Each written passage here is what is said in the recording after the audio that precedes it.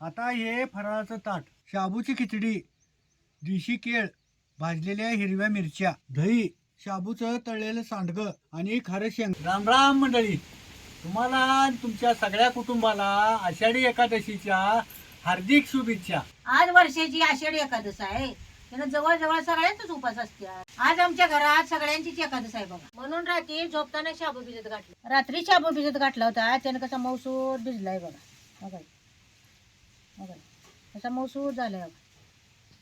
खिचडी करायची म्हणली की नाही की संध्याकाळी आदल्या दिवशी शाबू भिजत घालायचा. म्हणजे शाबू बी चांगला भिजतो या आणि खिचडी मौसूर चांगली होती. खिचडीत कुठं घालायला आधी जरा शेंगदाणे भाजून घेतो.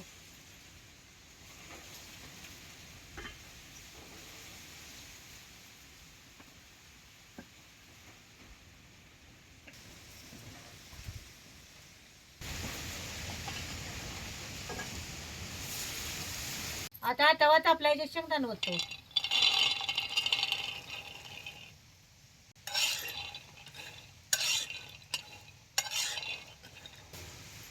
खिचडीला भाजलेल्या शेंगदाण्याचंच कुठं घालायचं म्हणजे खिचडी चवीला चांगली होती.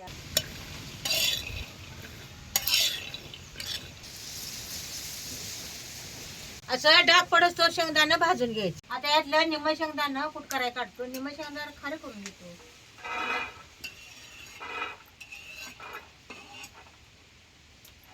शेंदलवान मीठ घेतले हे जरा आता पाणी घालतो. मसाला शेंदलवानच मीठ घालायचं. आपण रोज खातो ते मीठ घालायचं नाही. ओतायचं.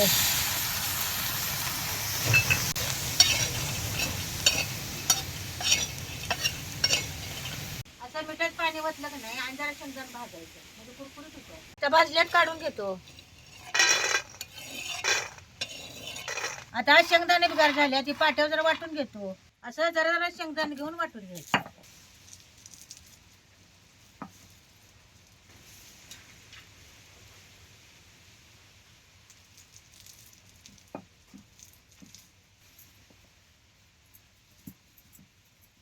मोठं बिन लय बारीक बी नाही असं कुट करून घ्यायचं.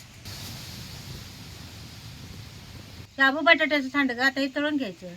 कढईत आपल्या हिच्यात आता तेल ओततो. तेल चांगलं कडल्या छोटे बी ह्याच्यात सांडगं टाकायचं नाही. सांडगं मार्ग कसंच भाजते. आता ह्याच तेलात तळायला जरा लांबड्या लांबड्या मिरच्या चिरून घेतो. कशाच्या दिवशी जरा काय तर तिखट असलं की तोंडात जरा चव येत्या. हे सगळं आळणीच नाही खाऊ वाटत. मग तर लागलीच खिचडीत घालायला मी बारीक चिरून घेतो.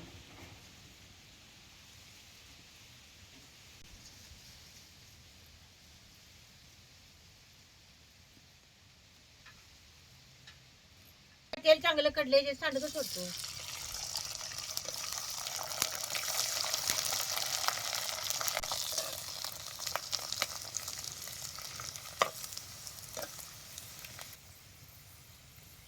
सांडगं कसं तेलात चांगलं भाजले तर ते काढून घेतो. वर्षातलं ठराविक उपास करायचा असतात हो. मग तुमची महाशिवरात्र, आषाढी एकादश, महिन्याला येणारी संकष्टी, नाहीतर अंगारी संकष्टी, ही सगळं उपास आम्ही करतोच हो. एक एक जण म्हणतात तात्या तुम्ही देव ध्यान करतच नाही सा बघा. आता यासनी काय सांगायचं हो, हे सगळं बघून आम्हाला करायलाच लागतंय. नाहीतर मग काय जे हरी पलंगावरी, हरी काय पलंगावरी देणार आहे आम्हाला बसून. परपंच म्हटलं की सगळं बघत वडतच न्यायला लागते हो. याच तेलात ते मिरची तळून घेतो.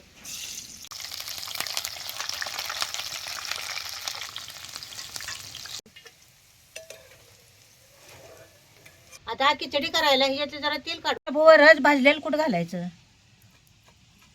आता ह्याच्यावर शेंदलवण मीठ घालायचं.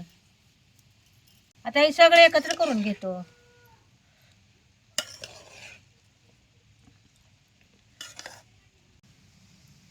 खिचडीला बी लई तेल घालायचं नाही. हे बारीक चिरलेल्या मिरच्या तेलात घालतो.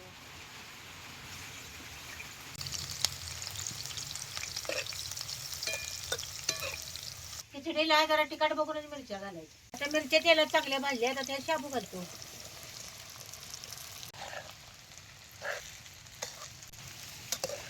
आता हे शाबू चांगलं तेलात खालवर करून घ्या. खिचडीला तेल लय घालायचं नाही का तर शाबू तेल ओढून घेत नाही. खिचडी खाताना मग तेल तसंच लागतंय. त्याला खिचडी म्हणावे नाही तर शाबूची भगर आहे म्हणली तर पण चालतंय. अशी बारीक जाळावर हलवून हलवून खिचडी फुलार भाजून घ्यायची. खिचडी करायला शेंगदाणा असं खरपूस भाजून घेतला सगळं नाही, मग अशी खिचडी होत्या. तसं शाबू चांगले भाजल्यात बघा आता.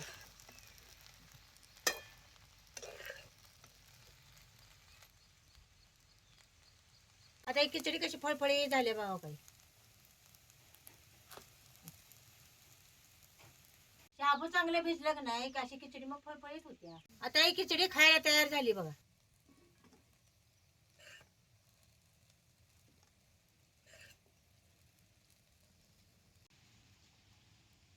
आता हे फराळाचं ताट, शाबूची खिचडी, देशी केळ, भाजलेल्या हिरव्या मिरच्या, दही, शाबूचं तळलेलं सांडगं आणि खारं शेंग. मग आता तुम्ही बी या फराळ करायला.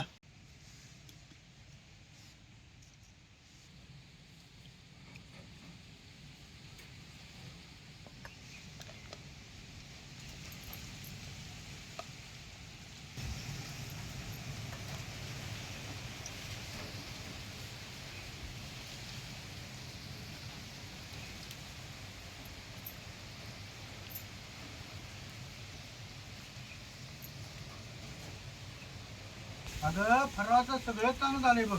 त्याने बटाटा घातला की खिचडी खात नाही, म्हणून बिन बटाटा घालतात खिचडी केली आहे. बटाटू घातलेली खिचडी, बटाटूची भाजी आणि काय काय उपवासाचं लय नवीन नवीन पदार्थ आलेत. त्याचं काय आम्हाला बरंच वाटत नाही बघा. हे आपलं मिरची आणि शेंगदाण्याचं कूट घातलेलं ही आपली साधी खिचडीच आम्हाला खायला बरी वाटते बघा.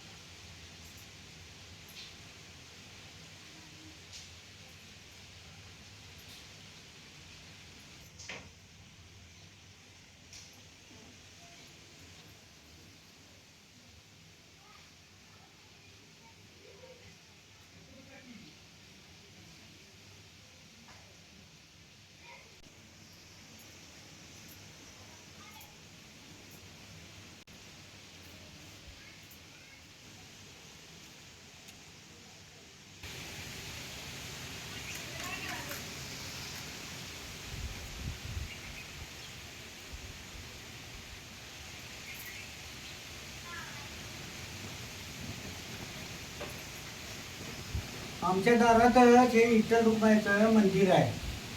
घर बांधताना आमच्या वडिलांनी त्या 2 मूर्त्या आणून विठ्ठल रुक्माईचं मंदिर स्थापन केले. सकाळी उठलं का नाही आंघोळ केली की आधी देवाची आम्ही पूजा करतो आणि मग दुसरं काय काम करायचं.